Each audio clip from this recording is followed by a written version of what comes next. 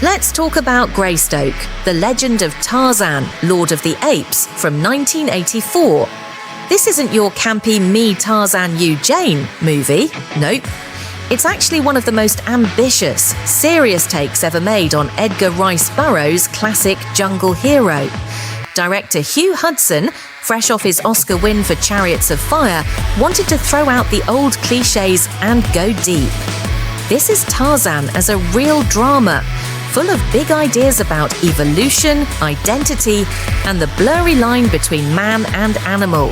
And Warner Brothers was all in, spending nearly $30 million, damn huge money for the early 80s, to film on location in African jungles and stately old Scottish manors. Plus, those ape suits, state of the art, still impressive today. Here's the gist. It's the 1880s, and a British lord and his pregnant wife are shipwrecked off Africa. Their baby boy survives and is adopted by the Mangani, a made-up species of ape that's somewhere between a chimp and a gorilla. The kid grows up wild, strong, and totally at home in the jungle. Fast forward, a kind-hearted Belgian explorer, played by Ian Holm, finds the grown-up Tarzan, teaches him to speak, and brings him back to Scotland as John Clayton, Lord Greystoke. Suddenly, it's all stately homes and high society. He meets his grandfather, the legendary Ralph Richardson, falls for a very American Jane Porter, that's Andie MacDowell, but can't shake his jungle instincts. The movie spends almost an hour in the jungle before switching gears for the Scotland stuff. It's more slow burn than action-packed. How did this all come together? It actually started way back in 1974, when Warner Brothers snatched up the Tarzan rights with the goal of doing a serious period action adventure. Legendary screenwriter Robert Towne, yep, the guy who wrote Chinatown, penned this sweeping script about ape families and what it means to be human. He planned to direct it himself until his own directorial project tanked and he had to sell Greystoke back to the studio. Towne was so unhappy with the finished movie that he used his dog's name, P.H. Vazak, for his screenplay credit. The movie kept morphing. Hudson and co-writer Michael Austin took over, filmed in Cameroon for the wild stuff and at England's Blenheim Palace for the posh stuff, and pushed ape FX to new heights. Rick Baker's team even developed custom rigs so the actors could actually move like real apes. The original cut was almost 3 hours long, packed with jungle adventure and violence.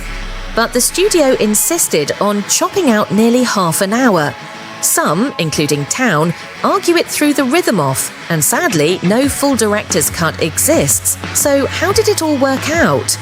Greystoke hit theatres in March of '84 and pulled in just under $46 million in the US. A solid showing, but not quite the blockbuster Warner's hoped for, considering that epic budget. Critics were split down the middle.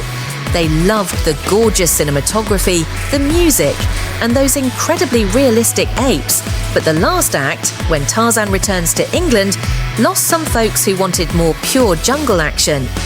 Today, it's got a 6.4 on IMDb and a reputation as ambitious but uneven. Awards: Greystoke snagged 3 Oscar nominations. Best Supporting Actor for Ralph Richardson, awarded posthumously, Best Makeup for those ape effects, and Best Sound. It won some tech awards here and there, but missed out on the big gold statues. Still, Greystoke is a bit of a cult classic. It's remembered for treating Tarzan's story with real respect and for showing just how stunningly real ape performances could look on screen, paving the way for everything from Gorillas in the Mist to the Planet of the Apes reboots. No sequels happened, and Tarzan didn't get another major revamp until 2016. Bottom line, if you enjoy smart, sweeping 80s movies, amazing location shots, or ever wondered what a realistic Tarzan would be like, Greystoke is worth a watch. It's a fascinating what-if. Not perfect, but closer than most to giving Tarzan a truly epic, grown-up story.